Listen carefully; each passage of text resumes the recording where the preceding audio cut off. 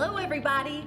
Welcome to Project HR, a podcast dedicated to building better workplaces. I'm your host, Beth Pilgreen. But beware, because in just a moment, I'm going to be channeling your grandmother when I say, whatever happened to civility? According to Weber Shandwick's most recent Civility in America survey, Americans have a deep concern about the state of civility in our nation. Their results show that the vast majority of Americans, 93%, identify our lack of civility as a problem, and 68% classify it as a major problem. What's more, that rate has changed only slightly since Weber Shandwick first began the survey back in 2010. Incivility can run rampant through workplaces, impacting employee health and wellness, threatening corporate liability, and yes, damaging a company's profitability. So I ask this again, this time genuinely.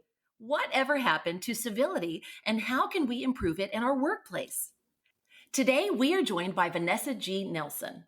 Vanessa is the president of Expert Human Resources, an HR consultancy focusing on improving an organization's operational performance as well as their bottom lines.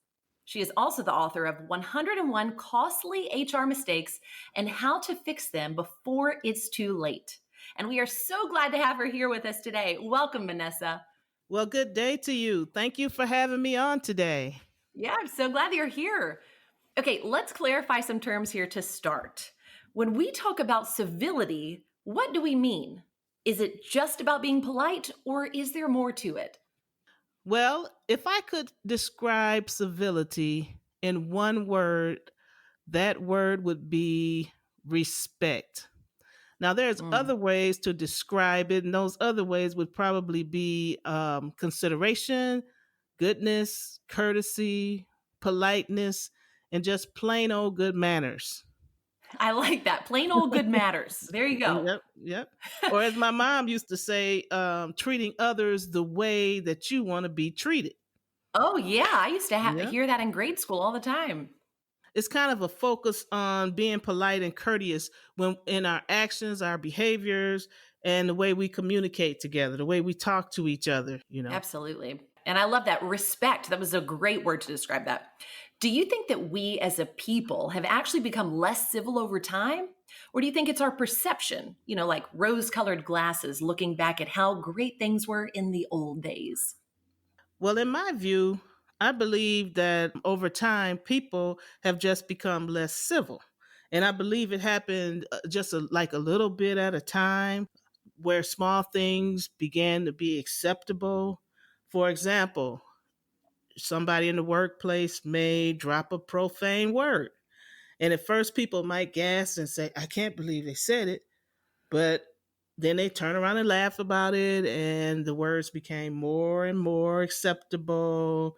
And then you have a profanity laced workplace. Or it could be straddling the line, where people straddle the line of, a little rudeness here and there, a little disrespect, a little gossip, a little making fun of a coworker, and then it crosses the line and it becomes an uncivil situation. Do you think in those terms of what you just said, like, for example, with profanity, do you think it's just a generalized fear of people pleasing, like not wanting to speak up? What do you think? Absolutely. I just believe people want to be accepted, so they adapt to those behaviors. Even simple things such as speaking to a coworker in the morning. When you fail to acknowledge a person, that can also spread around to where people won't even acknowledge each other or sabotaging someone's work. Another one is discriminating against a group of people or a certain type of person, and it can just run rapid. So, if we have in fact lost our manners, where do you think they went? Was this some grand multi generational parental fail, or break it down for me? I don't personally believe it's a parental fail. I believe it's more of a societal fail.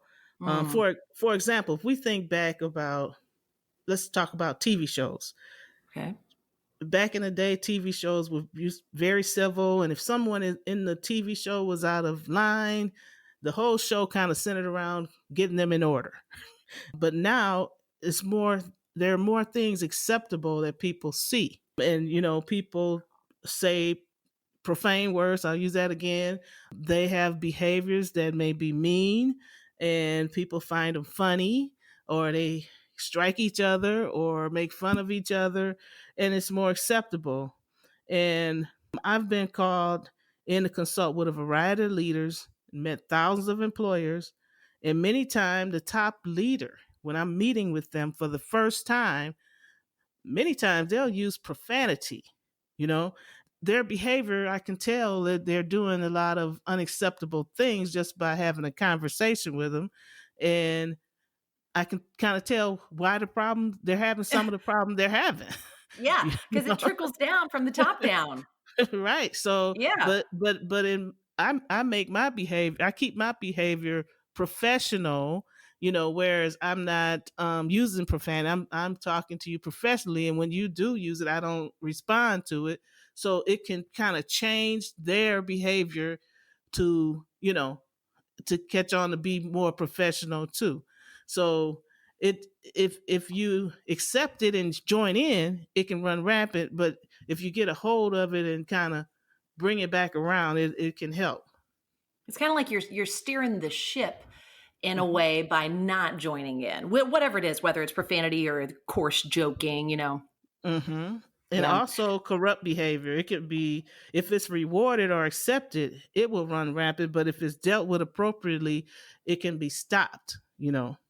Right. What role do you think the reduction of formality, both in and out of the workplace, has impacted our civility? Like informality with the way we dress and maybe the way we behave, kind of like what you were alluding to earlier. Well, I think that informality comes with the generational shift to a different generation, Mm. and they think differently than us anyway. For instance, I remember telling someone that when I was very young, we didn't have microwaves. And the person thought, well, were you poor? Because they Oh, cannot wow. they're a microwave generation. Yeah. So it's just a shift in the way of thinking and feeling. So I really cannot say for sure that informality has had an impact on civility, because I just think it's a shift in the generations. Absolutely. Do you think that technology has played a role in this decline? Absolutely. How because so? because nowadays people, they can sit behind a keyboard, they can be anonymous, and they can say whatever they want to say. They can have a fake page, and especially now with the current environment, there's more people who are frustrated and they have anxiety, and they Mhm. want to get on their computer and let it all out. And boy, do they. Yes, they do. So yeah. Yeah. Do you think that that is not only with like social media? Because you're kind of alluding towards social media, Facebook or LinkedIn or something like that, right? Hmm. Do you think that it also plays a role in even like workplace emails and communication within the workplace too?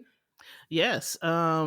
I've conducted several investigations that involved emails that were rude, because people feel like because they're not saying it directly to a person, that they can say it in an email, and it's not rude.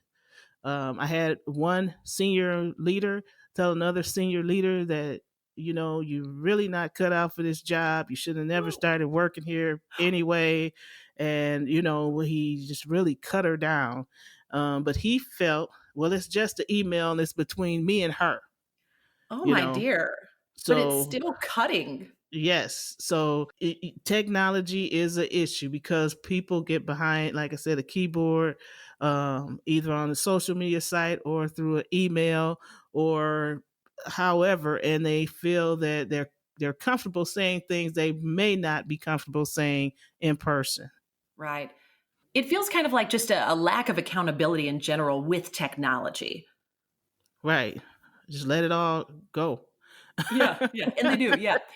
Well, let's shift for a moment and talk about something that you've already mentioned that inherently encourages civility, and that's respect. Do respect and civility go hand in hand? And if so, why? Yes, they absolutely go hand in hand, respect and civility, because if you don't respect a person, it's almost impossible to be civil to them. So people who respect themselves tend to respect others, and if they, if they're civil, it's respectful. So I think they can be used interchangeably. I do too. Do all acts of incivility signal a lack of respect, in your opinion? Well, it could, but it could also be a signal of impatience, apathy, jealousy, frustration, anxiety, could be racism or hate issues, could be financial issues, it could be a lot of things. Yeah. I guess there's really no way to just lump all together that somebody's reaction to you on any given day is just a lack of respect. Yeah, it could be they had an argument with their husband that morning or their Yeah. wife, and they came to work and they're mad, and there it comes. Right. There could be, yeah, plenty of reasons why people are uncivil. But yes, I love that you were saying in the beginning about just you could sum it all up together by saying that it is a matter of respect. When you are civil, you are Exactly. respecting the person in front of you. Yeah. Exactly. Yes. All right, Vanessa, we're going to take a quick sponsorship break. When we return, we'll talk specifically about civility in the workplace and how we can improve our own offices on this front. So stay with us.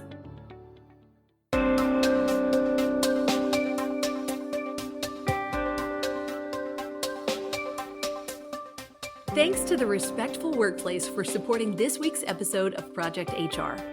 Brand new for 2020, the Respectful Workplace is online harassment prevention that connects with your workforce so you can focus on growth and success.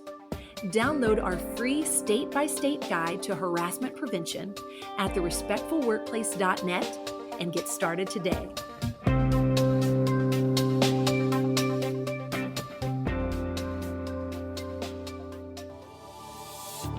We're back with Vanessa G. Nelson, President of Expert Human Resources. When we left off, we were talking about the role of respect in civil behavior. There's an article in Science Daily that actually defines uncivil acts as microaggressions, which are two concepts I'd never consciously put together until then. Would you agree with this definition?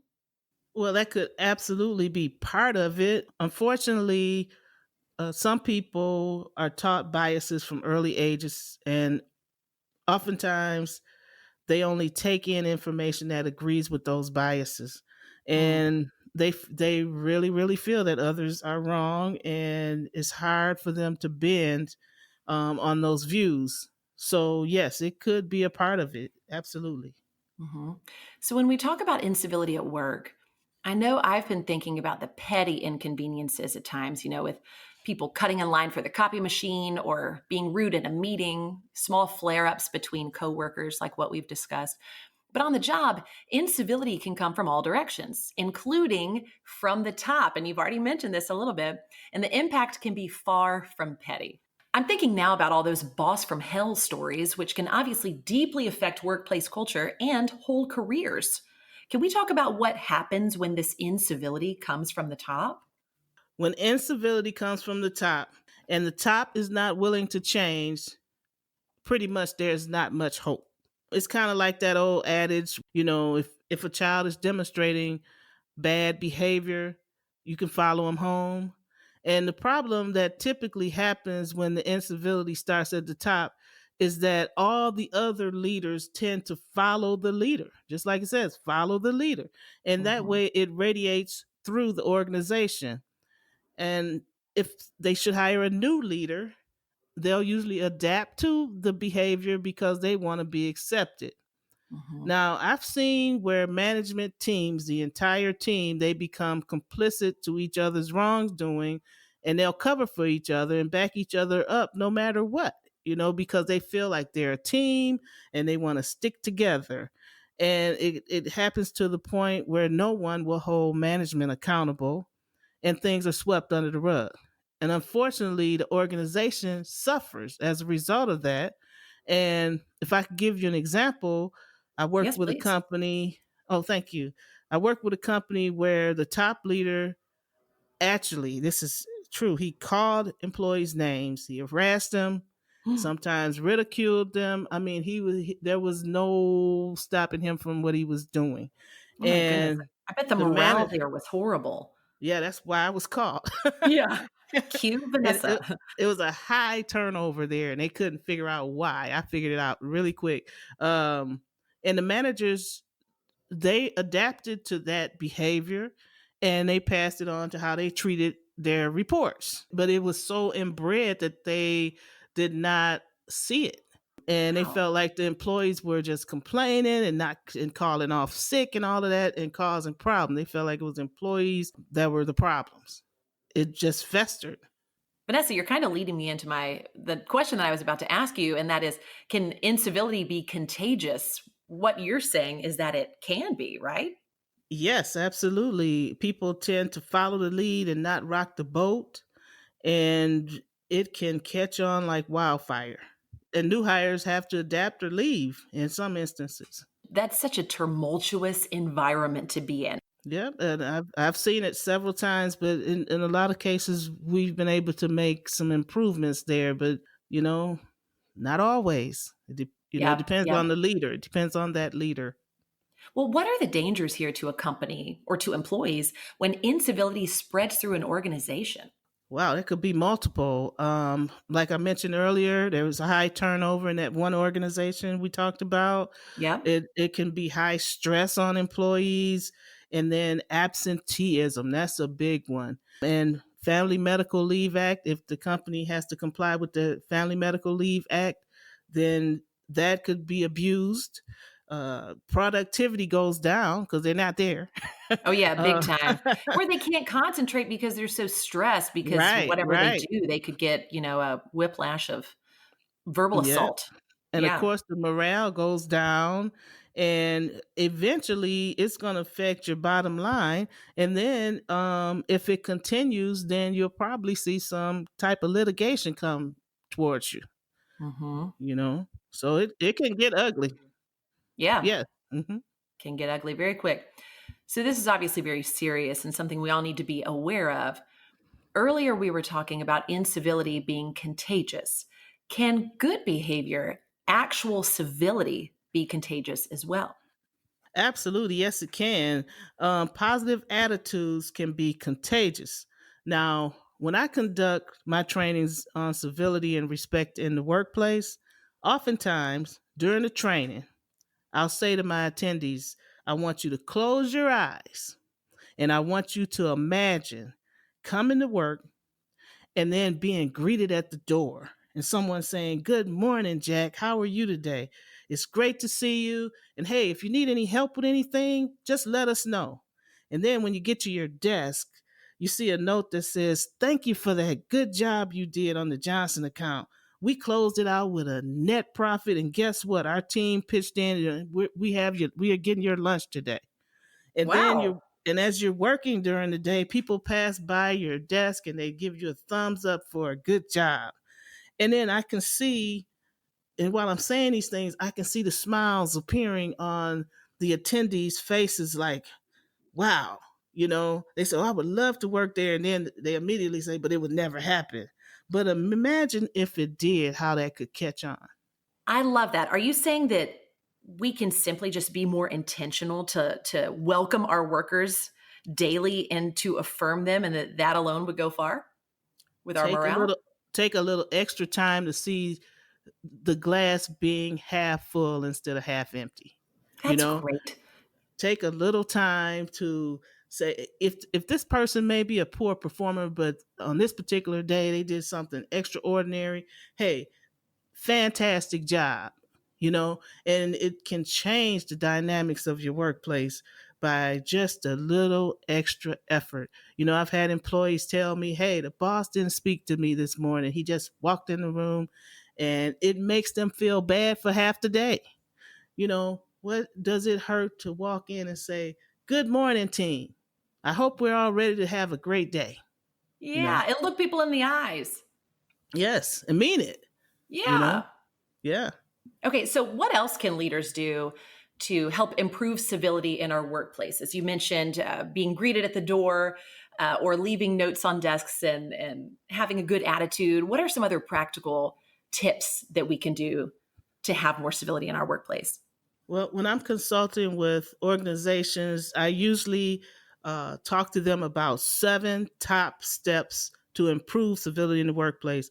And I usually say we'll start with these 7 and then we'll move on to other things. But the first thing is number 1, civility starts at the top. When you hear follow the leader, that's correct. Leaders have to be civil. There's no option. They have to be civil. Saying hello goes a long way. Being transparent in your organizational operations goes a long way. Making sure your managers are civil. And some people don't understand what that means. So you want to make sure that you're training them on civility to make sure they understand what it means to be civil and they understand the advantages of being civil. This can help keep the doors open. Just be Yeah. really blunt about it. And Yeah. number, Keep the doors open, the electricity, the bills paid. yeah, yeah. Then number 2 would be your company values. They should reflect civility and respect. And I recommend posting your values in conspicuous places around the organization, such as the break room, and show that you're driving a culture of civility and respect. Number 3 would be to develop civility and respect policies, and not only just develop them, make sure you're communicating them to employees in the staff meeting, in the annual meeting, or whenever is you have most of your employees together. Just keep talking about it. Just keep pushing that culture of civility and respect. Number 4, of course, has to be because you got your policies, you got your leaders doing everything right. So number 4 has to be to hold people accountable when they are not Mhm. civil, or if they violate the civility and respect policies, then you have to hold them accountable, even if it's as simple as sending them an email or giving them a verbal warning. You want to act on incivility. And then number 5 would be to hire people who conduct themselves with civility. Number 6, reward good behavior, and we talked about that a little bit in Mm. the last thing we talked about. And number 7 is to conduct exit interviews to understand why people leave the organization. And Yeah. this is the best time to collect data to make improvements if needed, and find out, if you have somebody being incivil. Do you think there's a way to gather that information even before somebody has an exit interview? Like maybe even like a Job bi-yearly. satisfaction survey. Yeah, yeah. Like, would you do hmm that once a year or every quarter, or what do you think? I would think at least once a year doing a job satisfaction survey is a good idea. Yes. Yeah. Okay, so if we're training the leaders, should we also be training the employees on civility? Yes, and it should be an ongoing training, and the organization should promote civility throughout the company, which I stated before. But yes, it should be ongoing. It can be combined with other trainings, or it could be held during the annual meeting, the staff meetings. It should be ongoing and regular. Okay, I love your mention of making civility a part of your company's values and culture statements. Visibility is so important. By making it a part of those statements, that means employees hear about civility from day one of employment. Is that right? That's absolutely right. It should start with orientation. You should make sure your employees during orientation receive your mission, vision, values, and in the values that civility and respect should be there. And you should also promote it during onboarding. Now, orientation and onboarding, the difference between the two is the orientation, it tends to be about the organization, the history, and the policies and the procedures and things of that nature. So you want to make sure they get it there. And onboarding, it tends to be more focused on the department or the area that the employee is working in. So it needs to be promoted there as well. Okay, we briefly discussed a moment ago the value of hiring civil people. Are there tactics you'd suggest for assessing a candidate's level of civility? Or is it more about just not hiring people who come across as lacking civility during the hiring process? when you're interviewing a person, you want to really be in tune to what they say and their body language, how they say things, and basically, if a person is rude in the interview, they will most likely be rude on the job, right? Right. Pay attention if people are rude during an Yeah. interview. Let's hope not. Do you so want you this want job or not? so you want to steer clear if possible. And to give an example, I interviewed a candidate once. It's been some years ago for a client that had an HR position they wanted to fill. And one of the questions I asked her was, "Tell me about a time you had a conflict with a coworker. Please explain the situation and how you handled it and describe the outcome." So, long story short, she basically told me she went to the coworker and said to keep her name out of her mouth and let's go Whoa. outside. Okay. Whoa. So at that point, even though she had a high skill set, I knew she was not the right person for an HR position. Now, if your business necessity requires that a person should is to work in a room by themselves or work from home with no interactions with anyone, and that person has the skill set you need, then that person may be productive on the job. But a person that is working with other people in an HR position who's already displayed that she will handle her business, I'll put it like that, may not be the right one.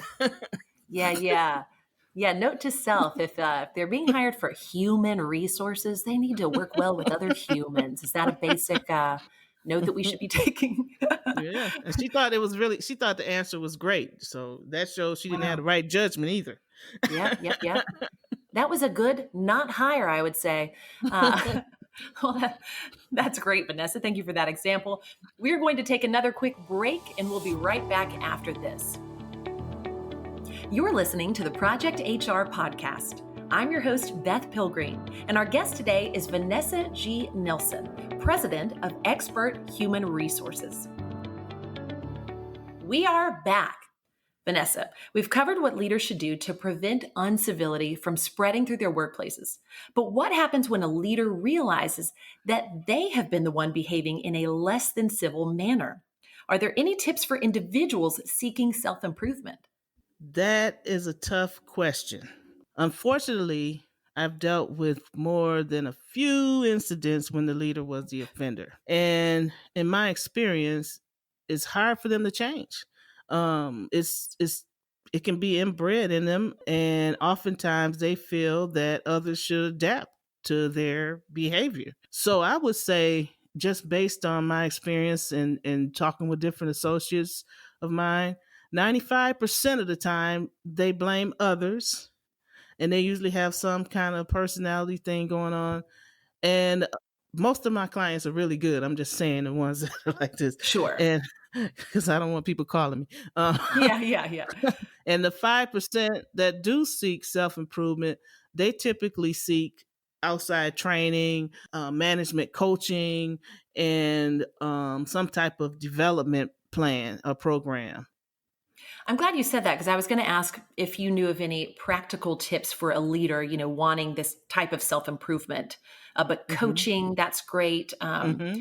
Seeking out some training outside of the company. But are there any things that you could think of within the organization or even with like the leadership team that they could work together to see these types of traits? Because they are the top, or because they are the leader, it's a little more difficult. Hmm. And sadly, separation of that leader can often be the only solution to the organization driving a culture of civility, because past behavior is typically an example of future behavior, and it can change, but it's very difficult. So Right. yeah, management coaching would probably be the best way. Someone working with them, or for them to go to a training program off site where they could see a different side. But it's very difficult. Hmm. Well, the good news is here, at least on an organizational level, is that your company, Expert Human Resources, can help. Among your company's many offerings, you also offer civility training. Can you tell us more about this? Sure. I usually incorporate the civility and respect training when I do the diversity and inclusion or either the effective communication. We also added when we do the anti-harassment and discrimination or the bullying in the workplace training.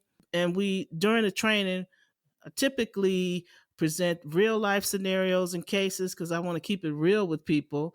And there's tons of trivia questions. There's lots of participation, a lot of role play, games, because it's That sounds fun. important.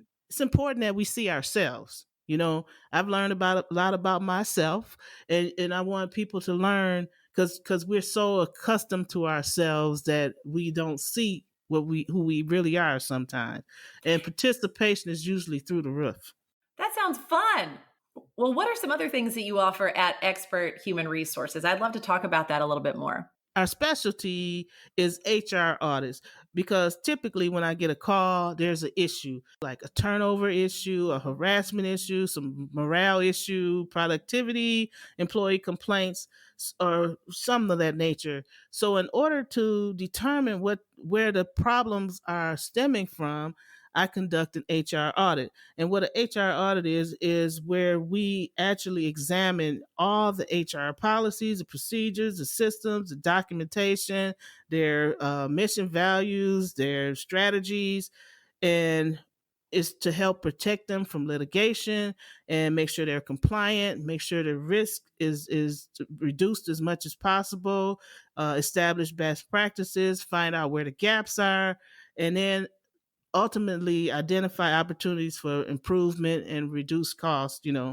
And so we look at the current state and then we evaluate where they need to be. And we 100% find the problems. And then we develop, risk levels and an action plan for that company. And it always improves the company. So that's our specialty.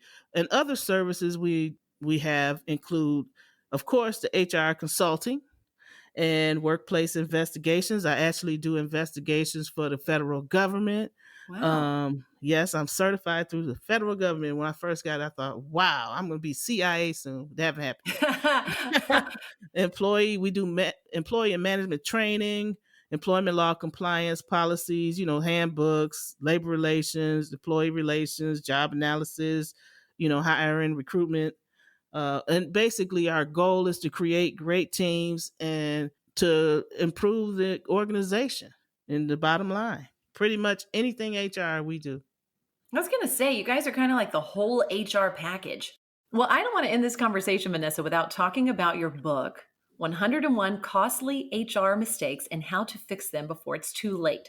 Can you tell us more about that and where we should go to get a copy? Absolutely. And my desire is to show through my book how it can hurt organizations when the practices are not consistent with the law, and as well as when mistakes are made that can easily be avoided. And unfortunately, I can't possibly work with every single organization, which I would love to.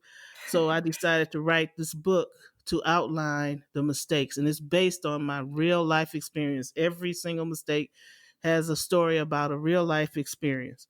And it's helpful and it help employers to avoid those costly mistakes. I'm telling you, I've seen companies have to pay tons of money for simple mistakes, that could have been avoided.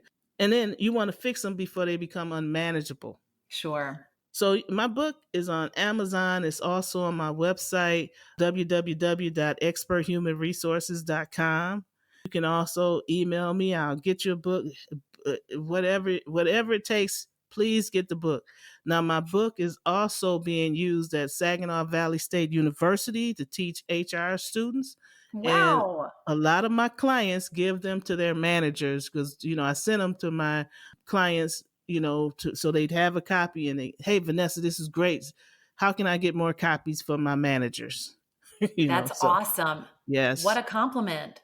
yes, wonderful. Yes. Yeah. Just so everybody that's listening knows, links to the Expert Human Resources website, including links to its civility training, as well as a link to buy Vanessa's book, will be included in this episode's companion guide. So be sure to sign up for it today at projectionsinc.com/podcast. Right now, though, Vanessa, it's time for our lightning round questions. Yay. And these are the questions we ask every guest of the podcast. Are you ready? Yes, ma'am. All right. Topic showdown. In this episode, we've been talking about civility and the value of being polite and kind, basically. In your opinion, which is more valuable, a kind word or a kind gesture? I would have to go with a kind word because you can deliver a kind word from anywhere. You can be on the phone, you can be online, you can yell it out of the window. It's such an easy thing to do, and it can make a person feel great. I agree. That would be my choice too. What's the best book you've read recently? Well, considering our current environment, that would probably be the Bible and Bible scriptures, you know. That's great. Yeah. I'm a fan of that too. Mm-hmm. What's your favorite thing about working as a consultant? Meeting all sorts of people. It's never boring, ever. Every day is a new day, a new challenge, and helping others, the flexibility, but it's just I love it. It's wonderful. What's the best piece of advice you've ever been given? There are many. I've received many pieces of advice, especially from my mom, but I guess if I had to narrow it down to one, it would probably be treat others the way you want to be treated. And honorable mention, can I do an honorable mention? Of course you can. Honorable mention would be don't put all your eggs in one basket and stay calm and fight when dealing with discrimination and unfairness situations. So those would be my top three. I love that. Who or what inspires you? Well, who inspired me was my mom. You know, she's, of course, was my biggest inspiration, you know, as being a single mother, raising three of us on her one job. And she taught me everything from how to cook to how to save and invest money to literally how to change my own oil in my car. She was kind of wonder. She's the most brilliant woman I've ever known. Now, what inspires me is progress. Watching the world move to a place where everybody is included, everybody is accepted, everybody is able to be a productive member of society, and everybody is able to realize the American dream. Love that. Very well said. Well, Vanessa, thanks for joining me today on this week's episode of Project HR. Well, thank you for having me. It's been lovely, and I really appreciate being here. Yes, I've loved chatting with you. And thanks also to our listeners. And as always, this is your reminder to grab the companion for this episode at projectionsinc.com/podcast. If you'd like to be on Project HR or know someone who would, feel free to email us at projecthr@projectionsinc.com. And finally, to make sure you never miss an episode of Project HR, we hope you'll subscribe to the podcast. And if you're feeling it, drop us a line, leave us a review, or simply rate us 5 stars wherever you get your content. That's it from me for now. Let's make it a great day at work.